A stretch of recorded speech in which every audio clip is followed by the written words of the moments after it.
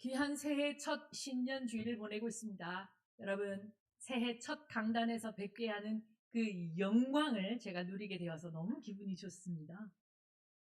이 샬롬하고 인사 한번 나눠볼까요? 아니, 제가 시작하면 하셔야죠. 여러분 같이 한번 정말 이 땅의 평화와 평강이 가득하기를 우리 샬롬하고 인사 한번 나누겠습니다. 샬롬! 옆 사람하고도요. 예. 감사합니다. 올 한 해 우리 주님의 은혜가 햇살처럼 여러분의 가시는 모든 걸음 앞에 여호와 이레로 역사하시길 주님의 이름으로 축복합니다. 아멘. 지난해 말에 학교에서 기말고사를 보았습니다. 아이들이 한 해 동안 얼마나 공부 열심히 했는가. 다들 기말고사 보셨던 공부들 잘하셨지요? 아이고, 네. 기말고사를 치렀는데요. 난이도 조정을 위해서 선생님들이 회의 끝에 각 시험 문제지마다, 특별히 우리 김재호 선생님 계시지만 보건간호 쪽에선 조금 더 전문의를 양성해야 하기 때문에 그냥 쉽게 풀리는 문제 말고 조금 난이도 있는 문제들을 한두 개를 집어넣었어요. 그래서 아이들에게 이런 질문이 나와야 되는 게 맞습니다. 이거 안 배웠잖아요. 시험 범위 없는 건데. 이거 선생님 안 가르쳐 주시는 건데. 그런 얘기를 능히 각오하고라도 한두 문제는 조금 어려운, 이걸 이제 영어로는 트리키하다는 건데 굉장히 조금 난해한 문제들을 심어 두었습니다. 그런데 여러분, 결과가 나왔어요. 저와 함께 근무하는 선생님이 보건간호과 선생님이시기 때문에 이 선생님이 제일 먼저 채점을 하시는데, 채점 결과 1학년, 2학년 전 3학년들은 시험을 보지 않습니다. 기말고사를 1, 2학년들을 다 보았는데 1, 2학년들 안에 놀라운 결과가 나왔어요. 만점자가 없을 거라고 생각하고 문제를 출제했는데 각 학년에 2명씩 만점자가 나온 거예요. 그 과목에 100점 만점자가 나온 거예요. 굉장히 어렵게 냈는데 웬일이니? 라고 봤더니요, 아니나 아닐까 다를까 1학년에 전교 1, 2등, 2학년에 전교 1, 2등 100점 맞았습니다. 그래서 우리가 이렇게 농담 반 진담 반을 주고받았죠. 문제를 어렵게 낸 게 아니라 혹시 힌트를 준 거 아니야? 아니랍니다. 정말로 쉽지 않은 문제들을 냈는데 각 학년의 전교 1, 2등짜리들은 다 맞췄어요. 그 중에 특별히 고등학교 1학년의 전교 1등은 축구를 차는 학생 선수입니다. 그러니까 아이들하고 같이 학원에 갈 시간이 없고 들레 나가서 축구 차고 축구로서 자기 길을 가려는 아이인데 1학년 전교 1등이거든요. 근데 그 친구가 100점을 맞은 거예요. 선생님이 너무 신기하면서 아닌데 나 문제 되게 어렵게 됐는데 라고 본인 스스로의 실력을 막 탓하시길래 저와 제 방에 있던 다른 목사님 한 분이 이런 얘기를 했습니다. 원리를 알면, 아이가 그 과목에 관한 원리를 깨치고 있으면 그 문제를 아무리 꼬아내도 답을 만들어낼 수 있죠. 그리고 그 답은 정답이 될 확률이 높죠. 선생님 가만히 생각해 보더니 그런 것 같아요. 그 친구들의 눈빛과 그 친구들이 공부를 해 나가는 과정을 이 선생님이 살펴보니까 사변적으로, 그러니까 표피에 묻어있는, 그러니까 어느 날은 빨간색이다 그럼 빨간색을 막 색칠하고 어느 날은 파란색으로 색칠해라 파란색으로 막 색칠하는 그런 지식이 아니라 그 과목 안에 있는 핵심 원리를 정확하게 파악하고 있다는 걸 선생님도 아시겠다는 겁니다. 그러니 그 원리 가운데 서로 문제를 처음 만나는 것이라 할지라도 아이는 정답에 가깝게, 아니요, 정답을 만들어낸다라는 것을 저희가 다시 한번 깨닫게 되었습니다. 문제는 원리입니다. 문제는 핵심에 있는 것입니다. 문제는 이 안에 있는 것입니다. 이것을 교육학을 공부하는 사람의 입장에서는 어려운 말로 내면화라고 합니다. 그러니까 예를 들어서 우리 집 강아지한테 윌리야, 죄송합니다. 윌리가 천방지축 뛰어다닐 때가 많지요. 윌리야, 저기 가서 뭘 물어와라.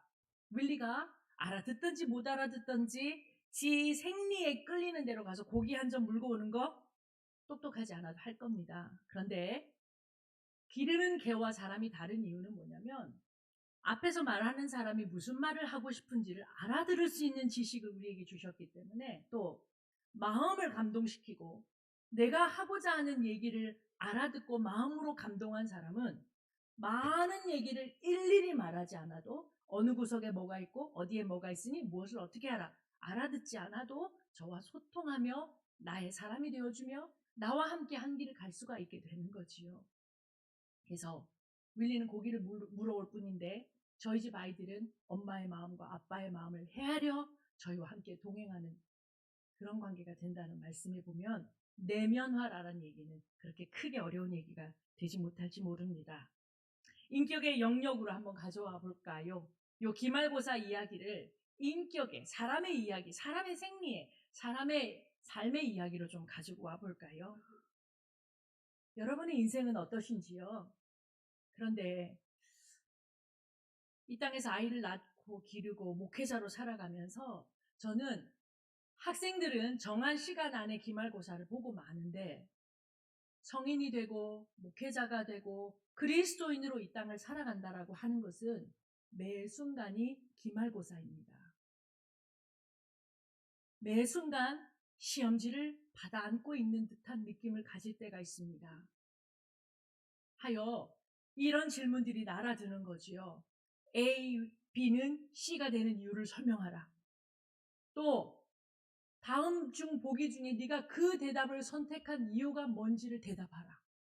그리고 너는 누구고 너는 무엇이고 네 안에는 무엇이 있으며 너를 살게 하는 힘은 무엇이 간데 너의 삶 속엔 오늘 이 순간 이 결정을 하게 되는가. 그리고 그 결정이 서로 나의 모든 주머니의 사정을 털어내고 내게 위협을 주고 내게 눈물을 뽑아내고 내 무릎을 쳐서 복종하게 하는 일이 있을지라도 그것이 되어야 되는 당위성은 무엇이냐. 우리는 매번 그런 질문 앞에 놓이게 됩니다. 그리고 그 질문엔 어느 날은 마치 인스턴트 라면을 끓이듯이, 왜 인스턴트라는 말을 쓰냐면요, 왜 인스턴트 햄버거라고 하냐면요, 주문하는 즉시 금방 나오니까요. 그러나 우리가 오늘 먹은 사골떡국은 그렇게 만들어지지 않지요. 하니 매번 몸에 묻어있던 빨간색 종이 꺼내주고 그냥 그런 척한 대답으로는 그와 같은 질문의 순간들을 한두 번은 넘길 수 있을지 모르지만 생애 문제를 접하기는 어렵다라는 것이 오늘 이 시간, 오늘 이 시대를 살고 있는 그리스도인으로 살고 있는 우리에게 당면한 질문지다라는 생각을 가져보게 됩니다. 그래서 저는 여러분과 제가 함께 기억해야 될 단어 하나를 읊조리는데요. 그 단어 이름은 삶의 정황이라는 단어입니다. 독일어인데요.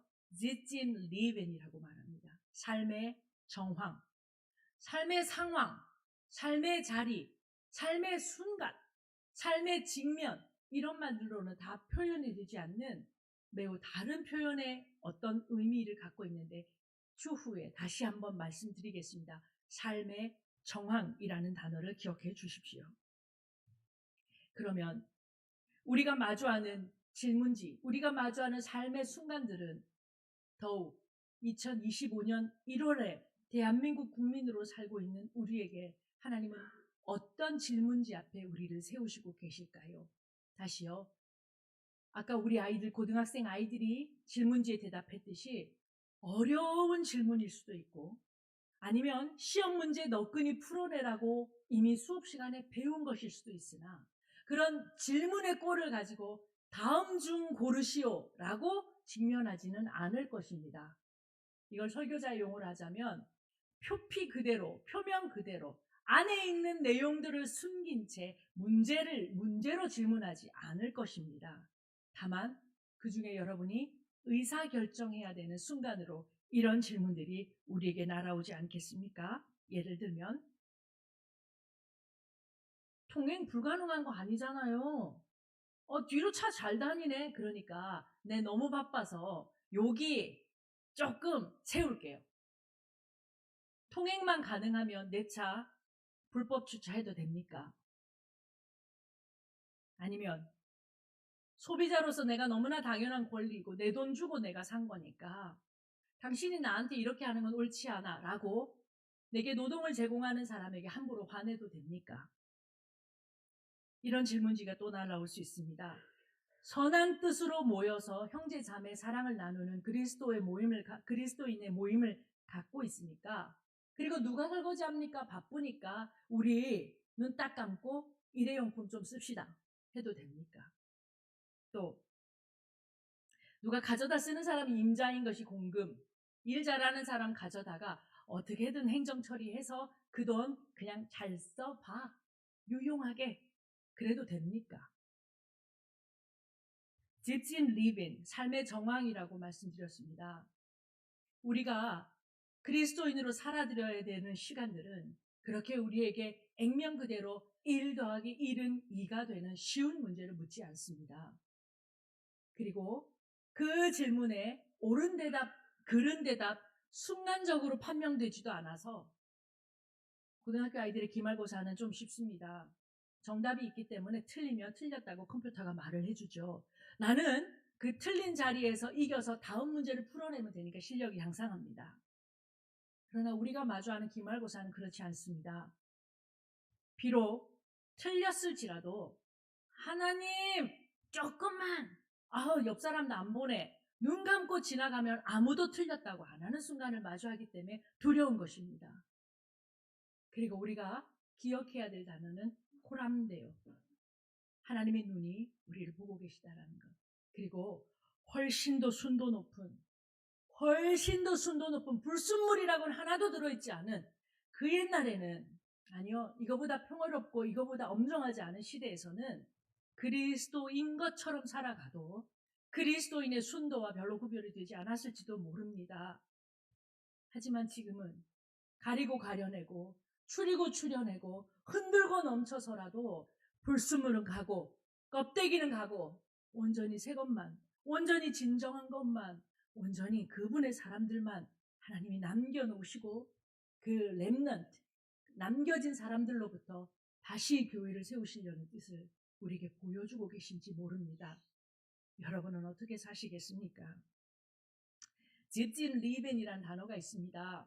삶의 정황. 저는 이 단어를 마주하고 맞다, 이거다 라고 제 혼자서 무릎치며 기뻐했습니다.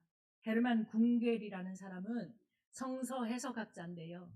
이 사람이 성서를 해석할 때에 히브리어, 고대 히브리어, 헬라어, 고대 헬라어를 뒤져볼 때에 그것을 축자 그대로 지금에 와서 이대로 설명을 해서는 지금 현대 사람들이 알아들을 수 없고, 그것은 성경이 말하고 싶은 본의를 떠나 있다는 것을 발견하게 됩니다.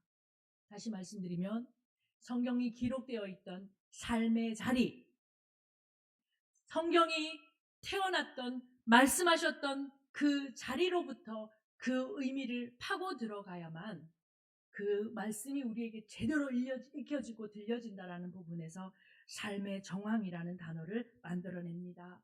하여 원래의 맥락, 원래의 의미라는 표현을 쓰고 있습니다. 그런데요, 이 단어가 워낙 괜찮고 너무나 멋있는 발견이었기 때문에 언어학자들이 이 단어를 가져다 쓰기 시작했고, 철학자들이 가져다 쓰기 시작했고, 사회학자들이 가져다 쓰기 시작해서 삶의 정황이라는, 이제 우리 삼보교회 교인쯤 되시면 이 단어를 기억해 놓으셔야 되는데, 삶의 상황, 내가 상황이 그렇게밖에 안 됐어 라는 이야기가 아니라 삶의 정황에서 우리가 응답해야 되는 자리가 있음을 깨닫는 발음으로 삶의 정황을 기억하셔야 됩니다. 그리고 이런 예화가 책에 있어서 이 예화가 참으로 저에게는 괜찮은 예화인 듯하여 여러분께 소개합니다. 삶의 정황은 이런 것을 의미합니다. 여러분 혹시 손자 손녀들이, 아니면 우리 센터의 아이들이 밥 먹고 외부놀이 할 때 혹시 이 놀이 하십니까? 곧잘 다 큰 교복을 그냥 짧게 걷어 올리고 다 큰 친구들이, 우리 고등학교 아이들도 이 놀이를 하거든요. 복도가 떠나가도록, 뭐냐면요, 무궁화 꽃이 피었습니다 해요. 그러면 선생님들이 복도 지나가다가 한 녀석이 무궁화 꽃이 피었습니다, 저도 이렇게 교과서 갖고 가다가 무궁화 꽃이 피었습니다 하고 멈춰야 되거든요. 한번 깔깔 웃죠. 그런데 이 무궁화 꽃이 피었습니다라가 삶의 정황을 알려주는 좋은 예화가 됩니다. 여러분, 무궁화 아시죠? 무궁화 꽃이 피었습니다 해볼까요? 무궁화 꽃이 피었습니다. 아까부터 안 움직이셔서 놀이가 안 돼요. 움직이다가 딱 멈춰야 되나요? 우리가 이 놀이를 모르지 않아요. 그런데 삶의 정황에서 이 단어를 설명해 드린다면 이런 것입니다. 삶의 상황은 이거예요. 그럼 진짜 무궁화가 폈니?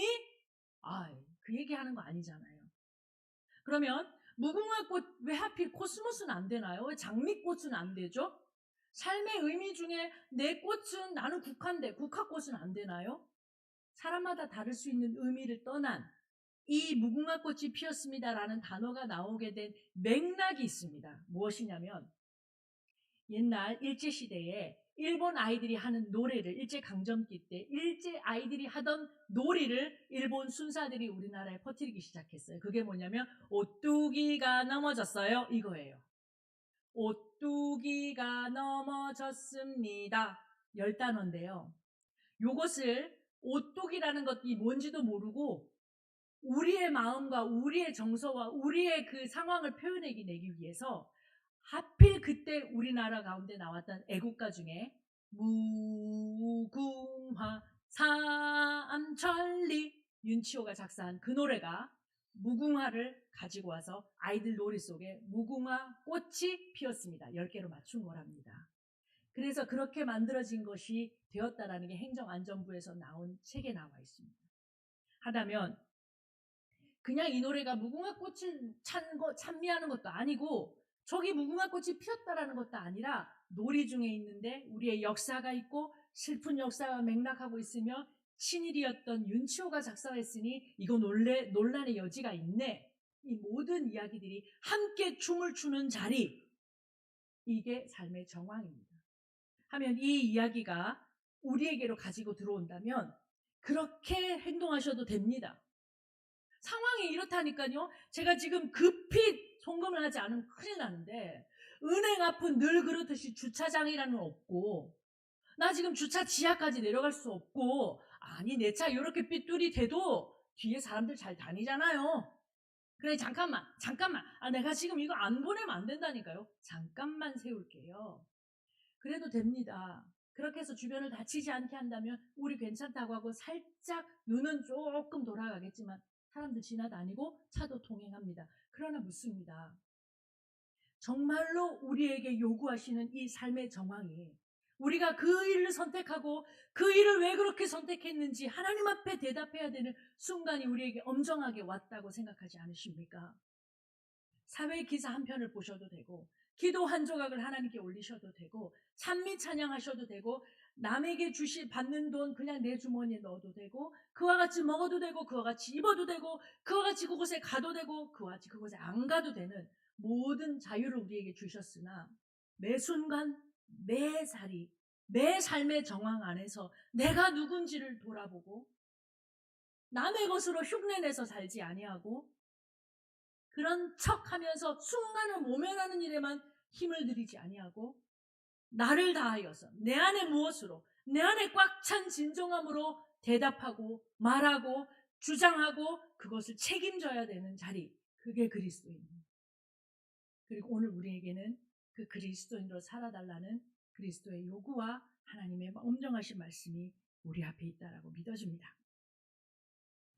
여러분 오늘 본문은 에베소 교회를 향한 사도 바울의 간절한 기도를 담고 있습니다.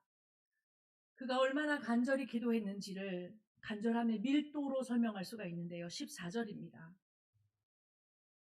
오늘 읽으신 말씀 14절에 보면 무릎을 꿇고 라는 단어 표현이 보입니다. 그런데 우리는 그게 너무나 익숙하지요. 기도원에 가면 무릎 꿇고 기도했었고요. 그런데 유대인들은 무릎 꿇고 기도하는 전통이 없습니다. 그래서 유대인들이 우리 성경에도 나오지요. 앞에서 손을 높이 들고 하늘을 향해서 서서 기도를 하고 일전에 예루살렘 통곡의 벽에 갔을 때도 거기서 무릎 꿇고 기도하는 사람들은 한국 사람들이고요. 대부분 통곡의 벽을 붙잡고 서서 기도를 합니다. 이런 상황에서 14절에는 무릎을 꿇고 라는 표현이 되어 있는 것이 또 굉장히 낯설지만 이 또한 사도 바울의 간절함을 알 것만 같은 알 것도 같은 마음으로 동의되는 그의 간절함이 그와 같은 표현을 쓰지 않았을까 하는 생각이 들어집니다. 누구에게 이 기도를 드리고 있는 것일까요?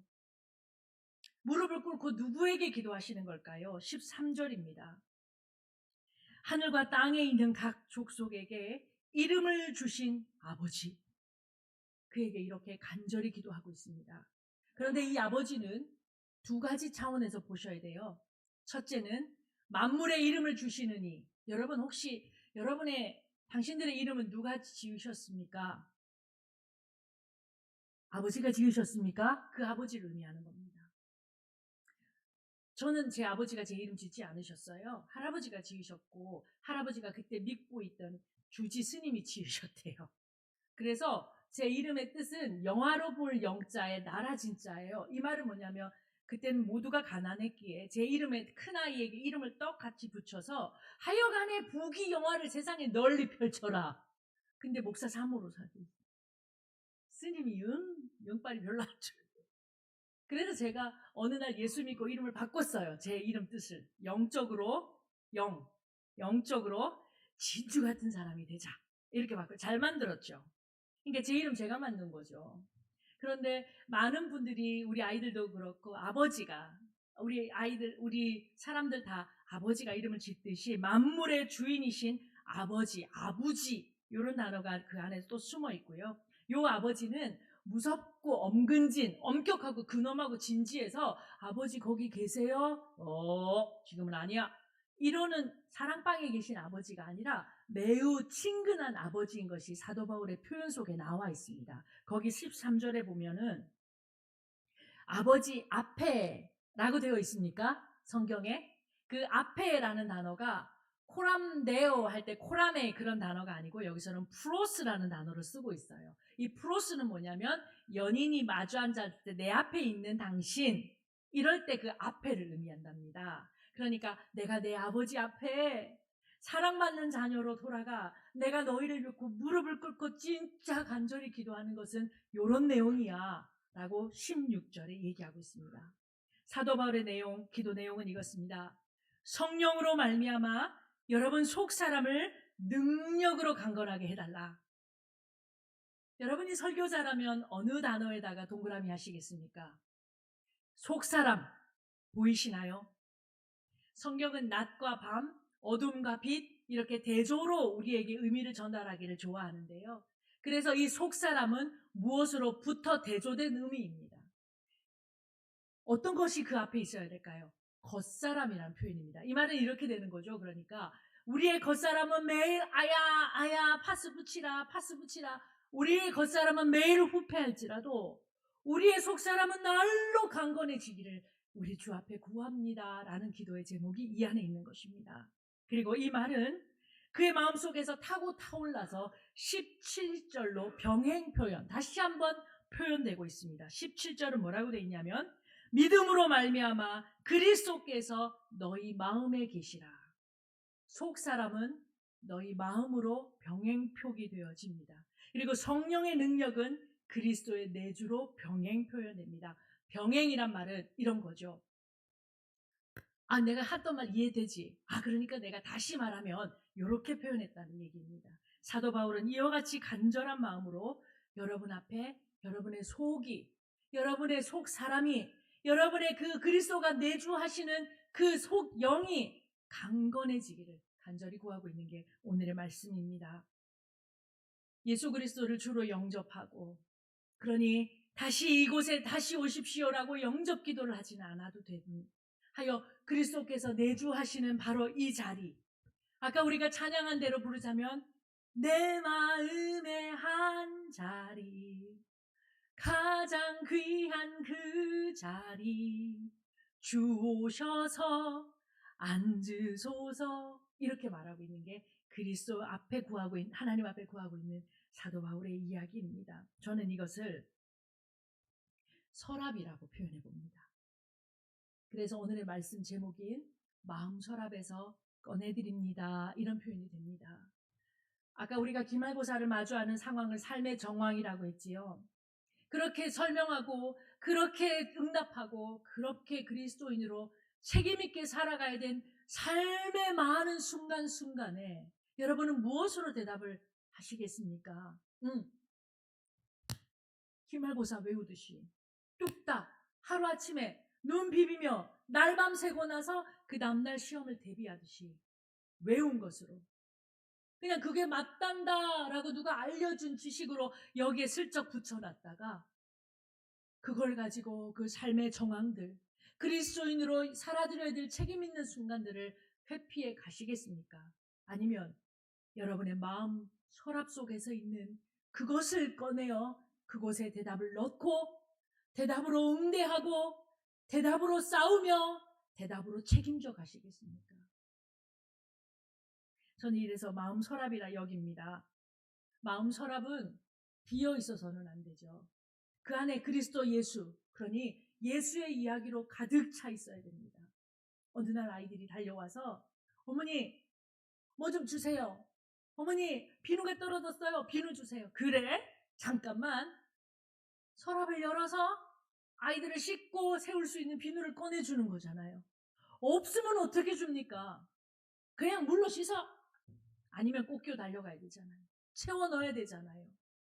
우리 안에 그리스도 예수의 사랑 이야기로 사도 바울의 표현을 하자면 우리 속 사람이 매우 강건해지도록 여러분 이걸 두고 기도하시고 내 안에 그리스도 예수께서 여일하게 어느 날은 교회 가니까 거룩하고 예쁘게 어느 날은 사람 마주해야 되니까 아주 냉정하게 이렇게 매일이 달라지는 사람 아니라 계속해서 그리스도 예수께서 내 마음 서랍에 생명으로 가득해 주셔서 어느 순간이든 그 서랍에서 문을 열어 내게 쏟아져 나오는 모든 이야기가 그리스도 예수의 이야기가 되는 그런 생명력 있는 여러분의 삶이 되시기를 주님의 이름으로 축복합니다.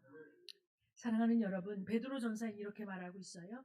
베드로전서 4장 15절에 보니까 너희 마음에 그리스도를 주로 삼아 거룩하게 하고 너희 속에 있는 소망에 관한 이유를 묻는 자에게 대답할 것을 항상 준비하되 온유함과 두려움으로 하라. 사랑하는 여러분, 새해가 밝았습니다. 밖에 나가서 내 허리춤에 차고 있던 성령의 단검을 뽑아서 악을 다 해치우고 낮아진 것을 높이고 너무 과도하게 높인 것을 낮추며 예수의 시온의 대로를 열고 싶은 마음 저와 여러분이 동일합니다. 그러나 우리의 삶의 길이 그렇게 녹록하게 우리에게 싸울 길을 열지 않을 것입니다. 싸움 아닌 것 같은 곳에서 싸움을 이래도 될 것 같은 곳에서 좀 더 엄정하게 이렇게 살아왔잖아요 여태 라고 문구적 그냥 경계 없이 세우지 않아도 되는 곳에서 나를 벼러야 되는 매우 순도 높은 그리스도인의 길을 요구하고 있는 2025년의 새해가 밝은 것입니다. 그리고 우리 하나님의 관심사는 거대한 빌딩, 많은 업적, 높은 성과에 있지 않다는 걸 기억하셔야 합니다. 이제까지 우리는 이것이 부흥인 줄 알았고 이것이 하나님의 뜻인 줄 알아서 다른 교인들, 다른 교회에서 터잡고 있는 교인들까지도 와서 내 전을 채우는 것이 옳은 줄 알았다고 했습니다. 그리고 가정이 다복하게 살고 있던 가정집 팔아서 교회에 헌물하는 것을 하나님이 기뻐하는 줄 알았습니다. 그런 시대도 있었고 그것 또한 하나님이 기뻐하셨을 겁니다만 지금은 내 마음의 한 자리, 가장 귀한 그 자리 주님 완전히 내주해 주시고 내가 들어가거나 나가거나 내가 앉았거나 섰거나 내가 가는 그곳이 교회가 되며 내가 하는 그 말이 사도의 말이 되며 내가 행하는 그 길이 예수의 행함이 되는 그와 같은 놀라운 순도 높은 그리스도인이 되는 길을 오늘 우리에게 요구하고 계신다는 것을 잊어먹지 마십시오. 마지막으로 여러분과 함께 이야기를 나눕니다. 지금은 저와 함께 여러분이 부르셨던 내 마음의 한 자리라는 찬양곡을 지으신 분은 이강희 목사님이라고 저와 목사님에게 내방해 주셔서 2번, 3번 저녁을 함께 하면서 식사를 했던 사연이 참 많고 신실한 주의 종이십니다. 삶에 여러 굴곡들이 있는데 이분이라고 해서 그것을 비켜가지 않아서 가장 낮은 자리에서 이 곡을 만드시고 사람들 속에 특별히 청년들 속에 특별히 어린아이들 속에 이 찬양의 자리에 하셨습니다. 그리하여 아이들이 예수를 몰랐던 아이들이 스스로 부릅니다. 내 마음의 한 자리 가장 귀한 그 자리 오셔서 주님 나를 다스려 주십시오 라고 손들고 찬양합니다. 그 모습 속에서 옆에 있던 목자들이 은혜를 받습니다. 이와 같은 말씀 속에 이런 얘기가 있지요. 우리들을 위하여 십자가에 못 박혀 모든 죄를 용서하사 의인 삼아 주신 주. 어떤 일이 있어도 나를 버리지 않고 죽기까지 사랑하신 나의 귀한 예수님, 내 마음의 한 자리, 가장 귀한 그 자리 주님 오셔서 앉으소서. 주님만이 나의 보배이십니다. 내 마음의 한 자리, 가장 귀한 그 자리, 주님 오셔서 날 다스려 주소서. 주님만 나의 영광입니다.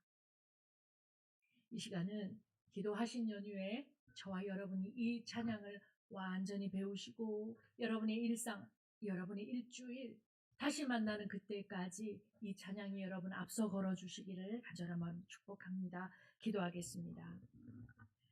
사랑의 하나님, 우리는 가끔은 살아계신 하나님의 시선이 눈에 보이지 않기 때문에 내가 나의 질서가 되고 내가 나의 법전이 되고 내 자아가 성경이 되어서 하나님 내가 나중에 설명드릴게요. 제가 지금은 이렇게 할게요. 라고 내가 먼저 하나님 앞에서 죄악된 길을 걸었음을 주님 앞에 고백합니다. 지금 오늘 우리가 마주하는 모든 눈물의 시간들은 우리가 주님 앞에서 옳게 행하지 못했음을 이 시간 죄를 쓰고 옷을 찢으며 고백하오니 주님 우리를 불쌍히 여겨 주시옵소서. 시간 주실 때마다 하나님 앞에서 정말로 의의 길로 걸으며 내 마음속에 가득 계신 예수 그리스도로 말미암아 이 땅에 평강을 누리고 평화를 나누며 이 땅에 그리스도 예수의 복음을 전하며 살아가는 2025년도에 삼복교회 교인들 다 되실 수 있도록 주님 함께하여 주시옵소서. 예수님의 이름으로 기도합니다. 아멘.